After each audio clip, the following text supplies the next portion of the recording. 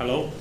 Yes, I was going to give you a little bit of an introduction into what the European norm is and its content. The slides are a little bit technical, but I'll try to be more general, sort of in explaining them.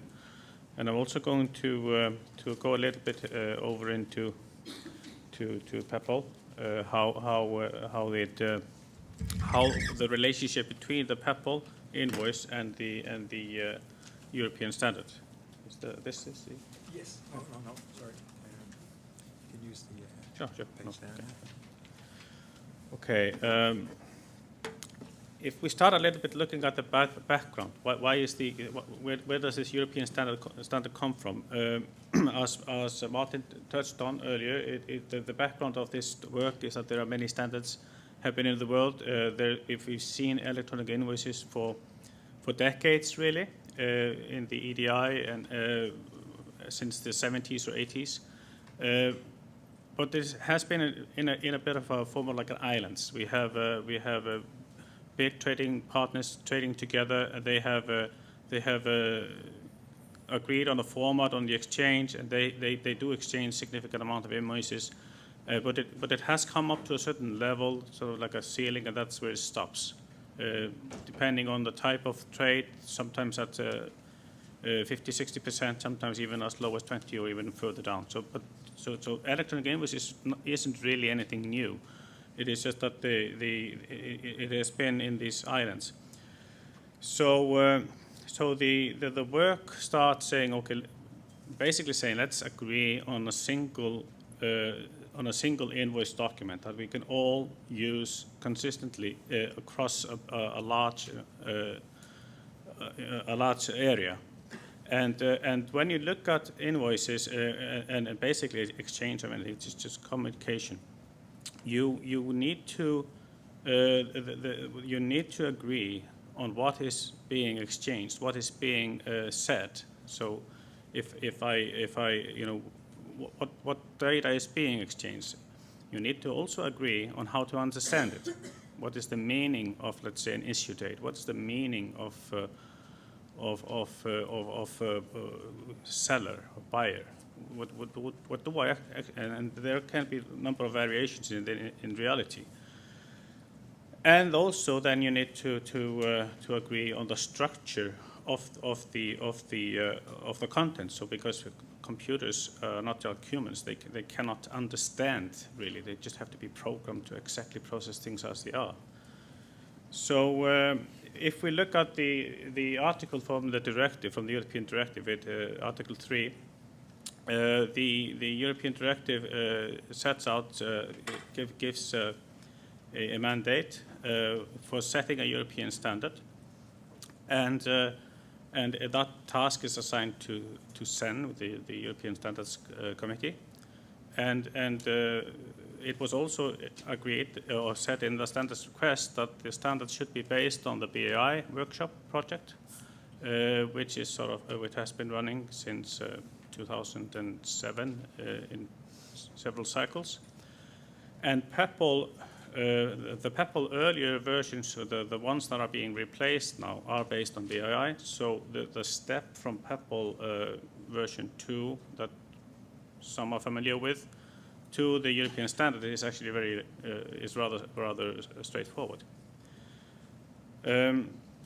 As I said, when you look at all the data, the possible data that can be exchanged, I mean, if you look at an invoice, in the different industries, in the different countries, there's a lot of information that can be exchanged. But normally, when you are exchanging things, you only use a certain set of it. You only certain type. You send information about deliveries, you send information about items, information about tax categories, but there's a lot of outside of that you don't necessarily use in different, but those are used in other use cases, other industries. And even with this, that you only use maybe part of the data. In some cases, you only care about the item number or the item and the item name, and in others they need much more details about the content of items and so forth. So this is what the European standard does. It creates this data model. So the data model has a set of what we call business terms. They are defined as close to being common business terms as possible. And these, there are about 200 of them. And when we count 200, we say, okay, a seller's address line 1, 2, 3, that's 3. So address is not a single. So in total, it's about 200. They are defined, and we have for different parts, we do like there's an invoice header. We have the invoice number, the invoice date, the type code of the invoice, because invoices can be used for different uses, typical commercial invoice, the currency that is being used, and it also controls how often that a piece of information may appear in the invoice. And the one means it's mandatory, and there are other options. And the same for seller information, buyer information, VAT number, is that included? How is that to be understood? Instructions for payments. There are multiple instruments for payments in Europe, but the focus is very much on using SEPA. But we do know that in countries there are regional clearing houses and other means of exchanging payments. So but the standard looks at the SEPA payment as sort of the baseline.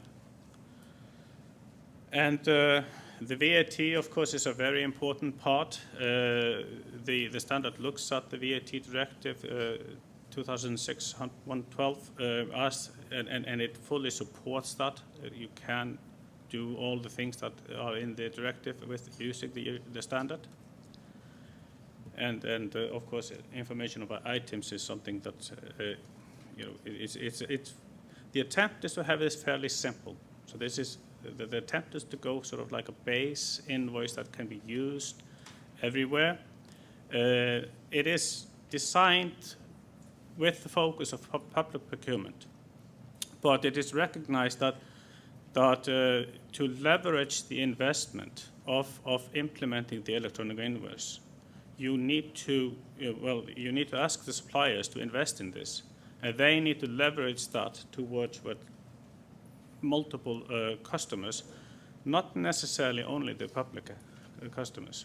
And that has been the experience in some countries, and most notably in Norway, that through the standard, the public sector has pulled the private sector into implementing the ability to send, but the private sector has then in fact started exchanging these same invoices between private to private, and they have, I think, about 70% of the volume is business to business, even if the government was just as sort of the pull.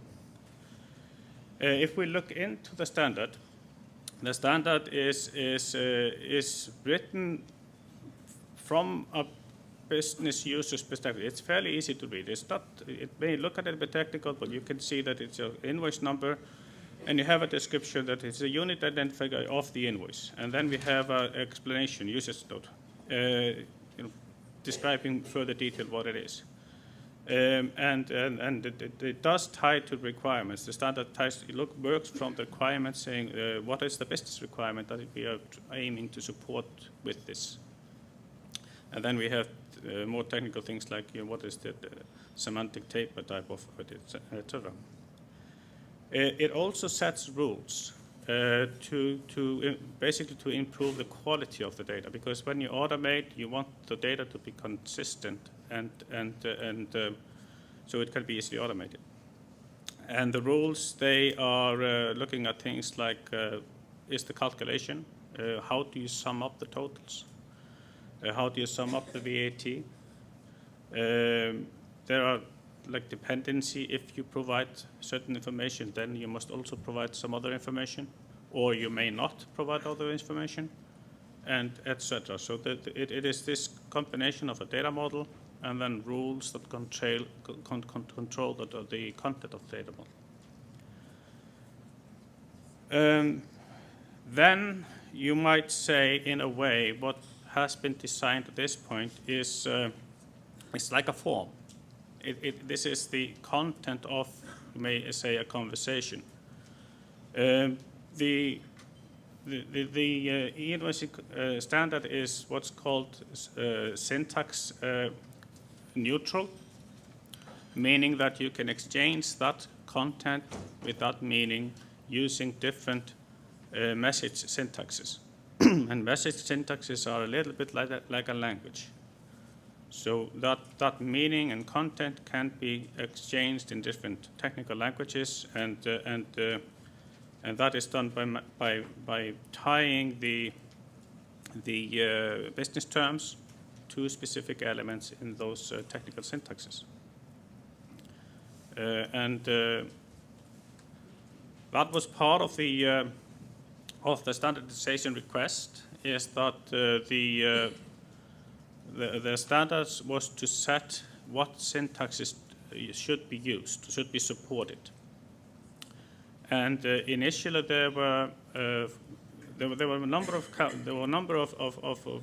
candidates considered, but it was mainly 4 that were being looked at in detail at the end.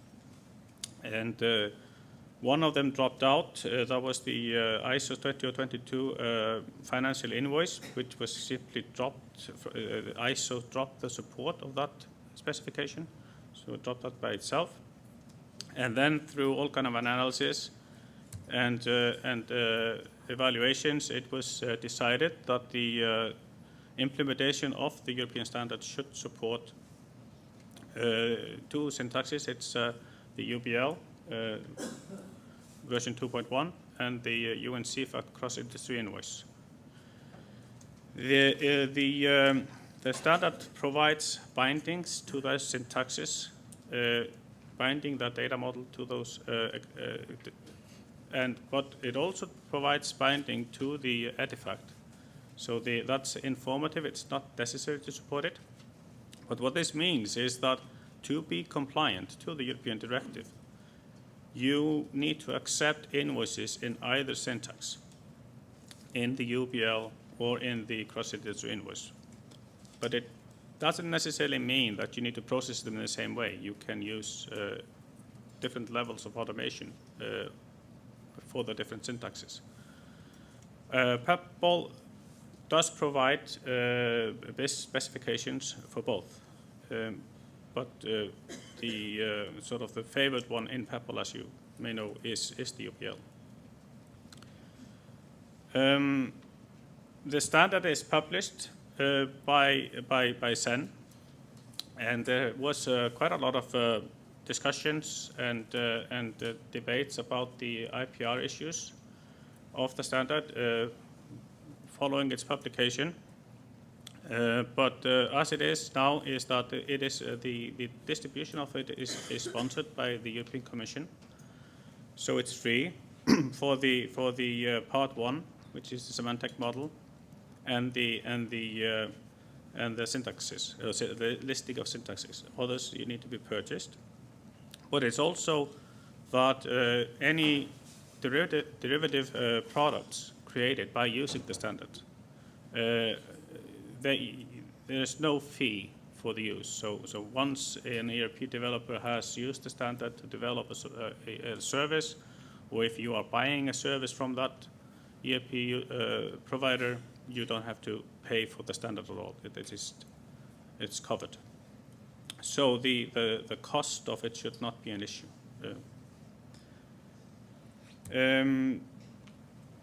Carrying on a little bit from the European standard into PEPPOL. PEPPOL is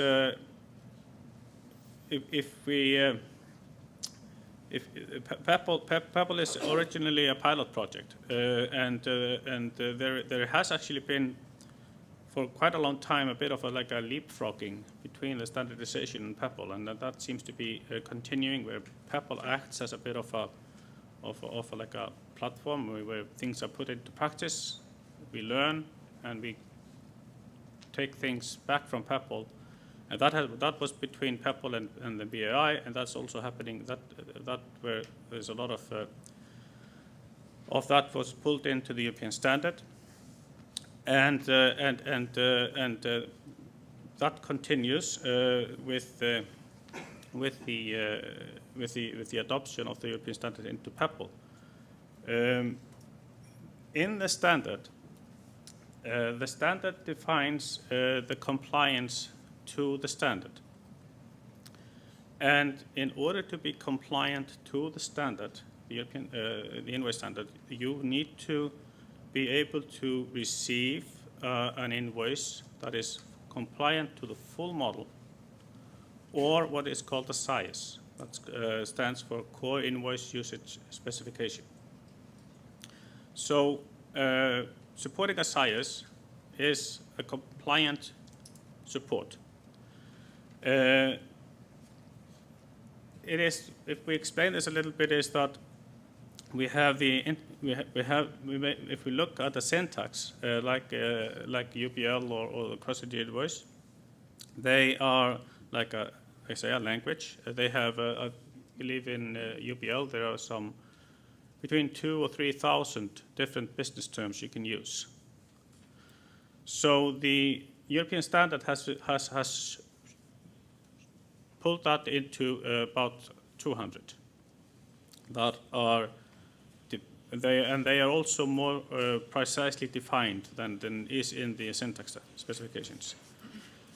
The standard allows for extensions, but that is not a compliant implementation. It's just a methodology. If you are in a business cases where you need information that is not provided for in the core, you can extend, but that has to be done in a bilateral agreement between the sender and the receiver.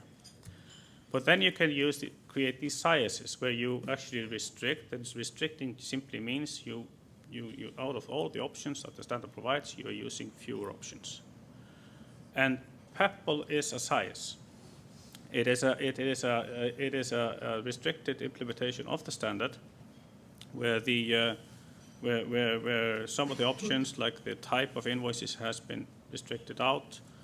Some of the code lists have been shortened down, and basically the aim of PEPL has been to fully support the standard, but with a little bit more precisely defined model that is to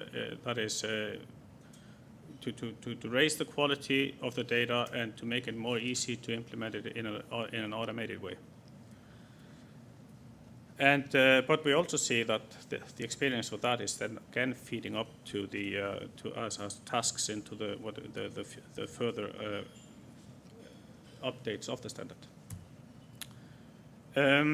So PEPL is, as such, is like we said, it's a network as well as the document.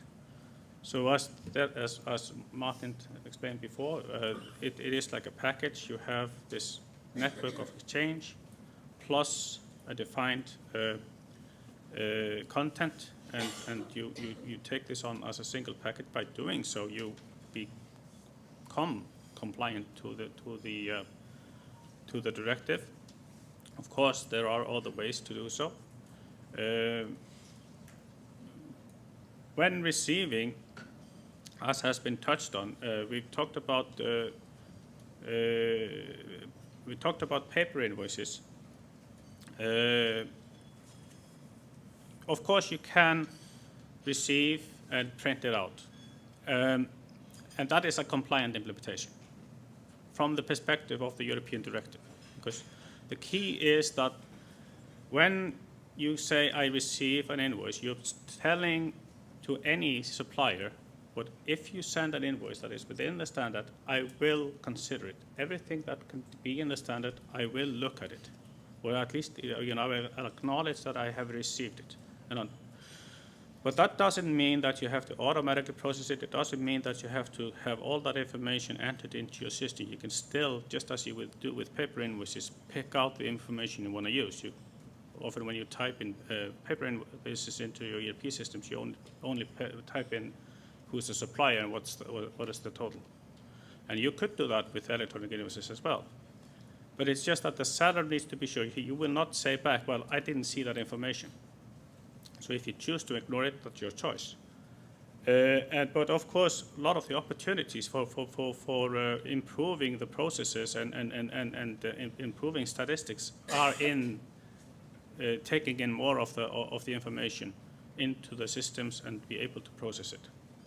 It doesn't necessarily have to be into the ERP system. You can also take part of the information in the ERP system and then put the rest into a statistical system or do queries on that.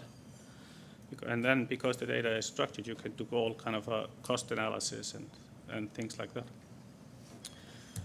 PEPL also has changed. It has allowed what's called supplier country-specific rules. And so, this is to avoid the creation of SIASes, where different countries would have their different SIASes, because we do see differences in legislation. And as an example, in let's say in Norway, an invoice must have the seller's legal registration identified to be a legal invoice. We have similar rules in Sweden, Denmark, and we have so.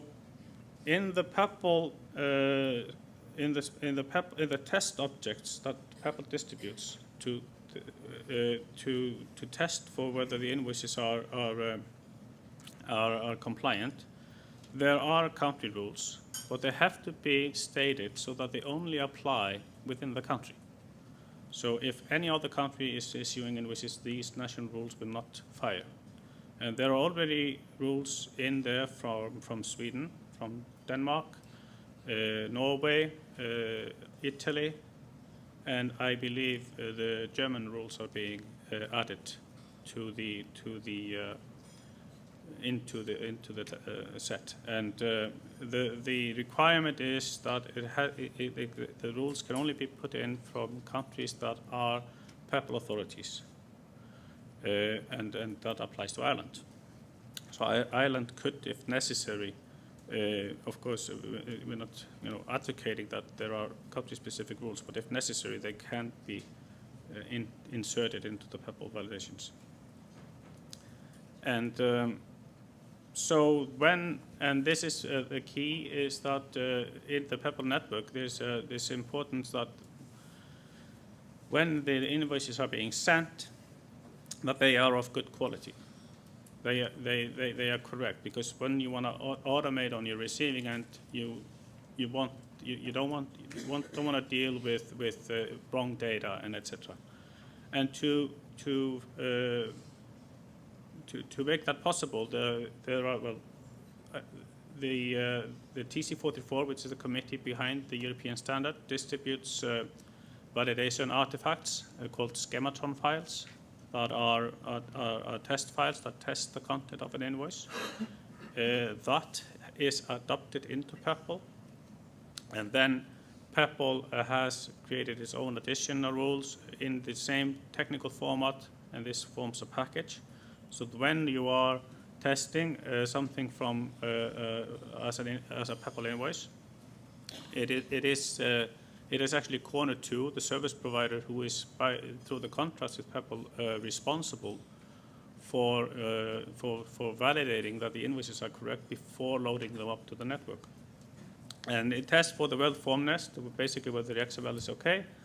It will test for the schema of the syntax, like UBL. And then it tests for the standard rules. It then tests for the PEPL rules, and the criteria is none of the rules may break any, nothing in below may break what is above. And then you have the possibility of the country rules. And as an example, if you have, so this is what forms the PEPL SIAS. And if we may have a Swedish invoice, that would go through the tests. And then when it comes down, it actually branches only into the Swedish country rules and tests for those, but ignores the other country rules. We may have another invoice here, and it just goes a slightly different path. So PAPL is being adopted very rapidly as a implementation of the European standard. And we have to be clear on that. It is an implementation of the standard. Of course, PAPL is more than just invoice, but we're focusing on that. There's also orders and catalogs. When it is being adopted across Europe, there are 12 PAPL authorities, and what is also interesting actually is that you can see there at the bottom, we have Singapore. Singapore has become a PAPL PAPL authority last year. We also, there was actually a statement from the prime ministers of New Zealand and Australia just earlier this month that New Zealand and Australia will join PAPL. That's going to happen sometimes later this year. What this has done is that because the European standard is based on the European directives, so it actually enforces European legislation. It is a bit of a challenge, like for Singapore and Australia, they of course don't need to comply with European legislation. So PAPL is currently working on international invoicing through the PAPL network. And this is what sort of the next steps. There is an activity in North America where we have the United States, Canada, and Mexico. They are working on an invoice specification. They have had a committee that has mapped the European standard to the North American needs. So they've just completed that. The same has happened in Australia. They have mapped to this. So we see that the European standard is becoming a benchmark in a world setting. Of course, there are differences, tax rules and others, but where there are similarities, the European standard seems to be sort of leading how things are being adopted. How this continues is going to be interesting, but I think this is proof that we are going down the right track. Investment in this technology is going to be useful in the future. Will open different opportunities and so forth. And yeah, any questions? No. Thank you.